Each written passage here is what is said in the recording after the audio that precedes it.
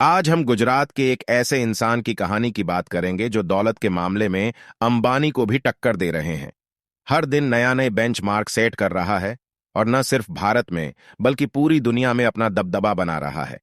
हम बात कर रहे हैं भारत के मशहूर बिजनेसमैन गौतम अडानी की, जिन्हें एक वक्त की आर्थिक तंगी के कारण पढ़ाई छोड़नी पड़ी थी, लेकिन आज ये एयरपोर्ट से लेकर बंदरगाह और कोयला से लेकर घर में इस्तेमाल होने वाले तेल तक से पैसा कमा रहे हैं।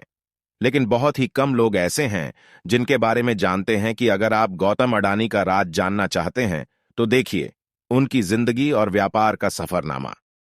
गौतम अडानी यूं तो रिलायंस इंडस्ट्री के संस्थापक धीरूभाई अंबानी की ही तरह पहली पीढ़ी के बिजनेसमैन हैं, लेकिन आज उनकी नेटवर्क बाकी इंडस्ट्री पतियों से कई ज्यादा है, क्योंकि एक डायलॉग है जो गौतम अडानी ने सिद्ध किया कि कोई भी धंधा छोटा या बड़ा नहीं होता और धंधे से बड़ा कोई धर्म नहीं होता। अब हम ऐसा इसलिए कह रहे हैं क्योंकि समय के साथ अडानी को जो भी धंधा मिला उन्होंने उसे पूरे मन से किया और सक्सेस होते चले गए। लेकिन उनकी मंजिल से पहुंच तक का सफर काफी कठिनाइयों से भरा हुआ है। उनका जन्म 1962 में मनहारा के एक आर्थिक रूप से कमजोर परिवार में हुआ था। पिता का छोटा सा काम था, लेकिन कुछ खास नहीं चल रहा था। ऐसे में नींद की वजह से आर्थिक स्थिति और बिगड़ते चले गए, जिसके कारण गौतम अडानी को अपनी शिक्षा को बीच में ही छोड़ दिया और काम के लिए हाथ पैर मारने पड़े। इसी बीच वह लेकर बड़ा शहर बड़ी उम्मीद कम उम्र में ही मुंबई आ गया, जहां शुरू में तो काफी संघर्ष हुआ, लेकिन कुछ देर बाद उन्हें एक हीरा आपूर्तिकर्ता के लिए नौकरी मिल गई। 3 सालों के बाद काम करने के बाद उन्हें समझ में आया कि जिंदगी में क्या है, इसलिए उन्होंने नौकरी छोड़ दी, अपना काम शुरू किया और जौहरी बाजार में हीरा किरणों की शुरुआत की। गौतम अडानी को अपनी जिंदगी का राय पता था, यानी वो काम क्यों कर रहे हैं, इसलिए उन्होंने जी तोड़ मेहनत की और कम उम्र में ही धंधा दौड़ा लिया। लेकिन उनकी किस्मत चमकी 1981 से, जब उनके बड़े भाई ने उन्हें मनमुटाव बुलाया। दरअसल भाई ने सामान को लपेटने वाला प्लास्टिक की एक कंपनी लगी, मगर वो नहीं चल रही थी, क्योंकि जो कच्चा माल था उसे नहीं मिल रहा था। बाहर देशों से चाट माल को इंपोर्ट करना पड़ रहा था। ऐसे में इसे एक अवसर के तौर पर देखते हुए अडानी ने कांडला पोर्ट पर प्लास्टिक ग्रैन्यूल्स का आयात शुरू किया और 1988 में शुरू की अडानी एक्सपोर्ट, जिसका नाम बदलकर बाद में अडानी इंटरप्राइजेज कर दिया गया। इसमें धातु, एग्रीकल्चर उत्पाद और कपड़े की पहुंच ट्रेडिंग होती थी। काम चल पड़ा तो कुछ ही वर्षों में ये कंपनी और अडानी इस वजह से बड़ा नाम बन गया और फिर 1994 में अडानी इंटरप्राइजेज को शेयर बाजार में लिस्ट कर दिया। फिर साल आया 1995 का। ये वो साल था जिसने आज उनकी मुकाम तक पहुंच की नींव रखी, क्योंकि इस समय गुजरात सरकार बंदरगाह के लिए प्राइवेट कंपनी की तलाश कर रही थी। ऐसे ही ये खबर अडानी तक पहुंचे। उन्हें कमाई का एक और नजर आए, इसलिए उन्होंने गुजरात के सबसे बड़े बंदरगाह मुंद्रा बंदरगाह को ही खरीद लिया। मुंद्रा पोर्ट को लेने के बाद 1998 में गौतम अडानी ने Adani ports and logistics company की शुरुआत की। वैसे इस बंदरगाह के कब्जे के बारे में बात करें तो करीब 8000 हेक्टेयर में फैले ये बंदरगाह आज भारत का सबसे बड़ा निजी बंदरगाह है और इस बंदरगाह से पूरे भारत के लगभग 1/4 माल की आवाजाही है। इसी जगह स्पेशल इकोनॉमिक जोन के तहत बना है, तो प्रमोटर कंपनी को कोई टैक्स भी नहीं देना पड़ता है। इस जोन में power plant, private rail line और एक प्राइवेट एयरपोर्ट भी है। वैसे यहां देखने वाली बात है कि आज अडानी ग्रुप देश के प्रमुख इंफ्रास्ट्रक्चर ग्रुप में से एक है।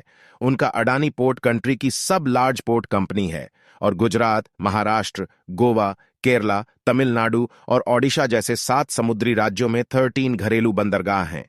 अब जैसे जैसे पास हुए अडानी खुद को उगाते चले गए, वो लोगों के किचन में पहुंच गए।